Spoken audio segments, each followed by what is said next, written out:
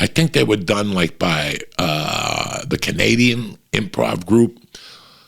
Like, I didn't know it at the fucking time, but when I grew older, I went to revisit one of those movies, and it was like all those people from like, it was pretty interesting shit.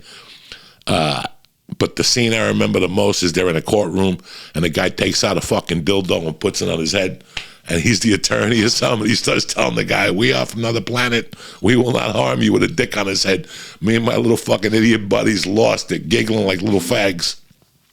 But I loved that. Like, our Saturdays were about the fucking movies. By the time I was 9, that was it. I was going to movies by myself and shit. I would tell my mom, I'm going. And in Union City, we had the cinema, which was my fucking honorary movie theater on 48th and Bergen Line Avenue. We had Cine Tony, the Cuban theater on fucking 13th and New York Avenue down there. Not even New York Avenue. We had the Mayfair Theater in West New York. That was fucking tremendous. We had the Edgewater Theater right on the fucking water there. But my main motherfucking movie theater was the cinema, guys. There was no reefer then. There was no alcohol. That Union City cinema, it was like a fucking... For me, going to the movies was like an event.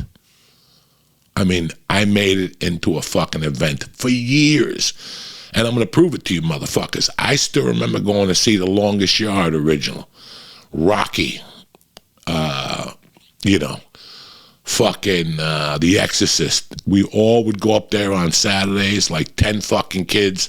I still remember jumping up and down in the fucking Longest Yard, the original, on our seats, clapping for the Mean Machine, and on the walk home, feeling bad because I was a Catholic and I was cheering for fucking convicts. Like, I was like, what am I doing? I'm cheering for fucking convicts. You know, like, that was my mindset. Like, I still remember being in Rocky, and the fucking whole movie theater was on their feet, just chanting, Rocky, Rocky. And us as kids just going fucking crazy. Like, that was my world.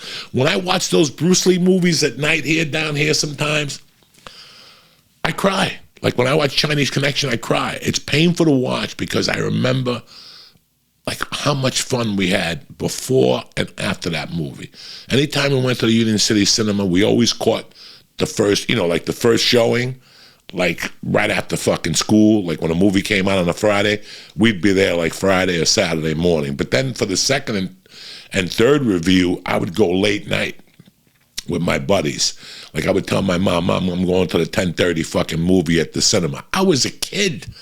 And she would let me, Pino, Mike the fucking retard, his father was a superintendent in our building, not my building, but Pino's building, and they called him Mike the retard. He was a sweetheart of a kid.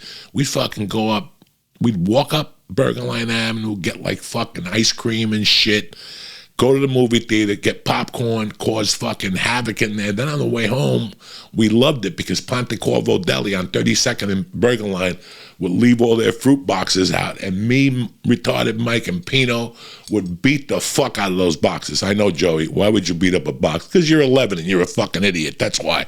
So we beat up the boxes. We kick them all into Bergen Line Avenue.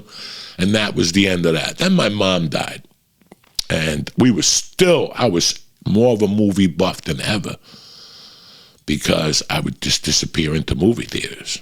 Like if I was feeling down, I'd just go see a movie and the movie would be playing, but I would just be in there thinking. Like, it was my church.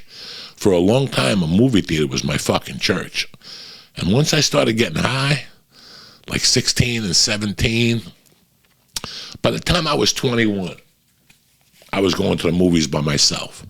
As pathetic as that was, from the ages of maybe 17 to maybe 25, I saw, I don't know how many movies. I saw some with people, but guys, 90% of the time. And I watched them by myself. Why? Because I didn't want to fucking hear nobody's bullshit.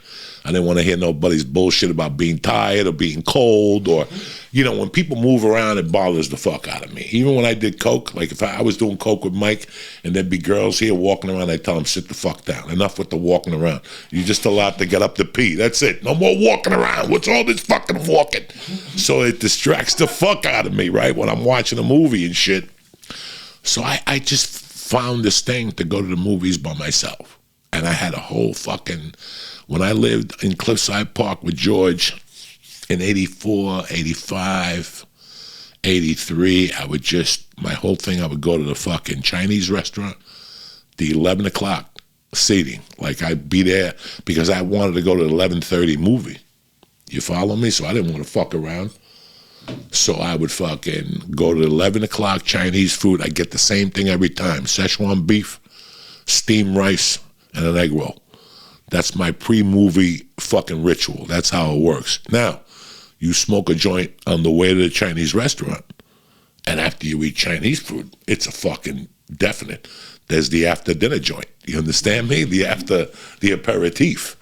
And you're going in there before the movie. So it was perfect. So we smoke a half a doob before the Chinese food, and then when you get out of the Chinese food, you smoke the full fucking number.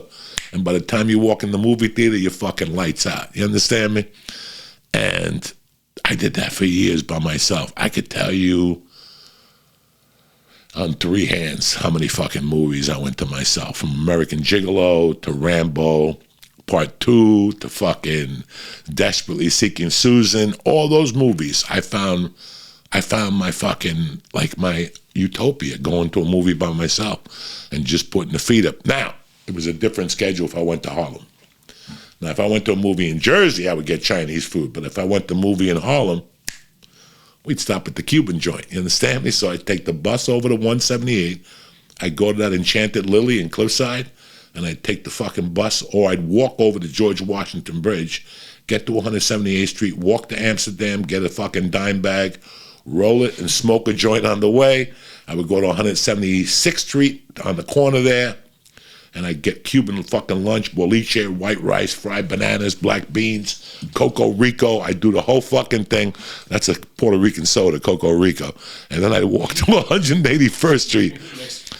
Oh my God, it's fucking delicious. I'd go to 181st Street and Broadway, and there was a movie theater there. I'd go in there, and that was the black movie theater. That's if I wanted action. Like, if I wanted to really fucking laugh, I went to the black movie theater. Rambo, you know, I went to all those movies up there. If I was broke and I just wanted to be alone and I didn't want to giggle, I would go to, there was a movie theater about 3 blocks down on 81st Street. It was like 2 movies for $5, those type of things in the afternoon. Like, I'd go see American Gigolo and Thief of Hearts with Stephen Bauer. I'd go see, like, fucking, you know, Death Wish 1 and Death Wish 2, all that type of shit, you know. Guys, for me, it was just like it's like some people like going to con and walking around with a fucking tuxedo. Ha, ha, ha, ha. What'd you think of the movie? Oh, the underlying ambition of the character. Go fuck yourself. That's not me. I just went there as a ritual.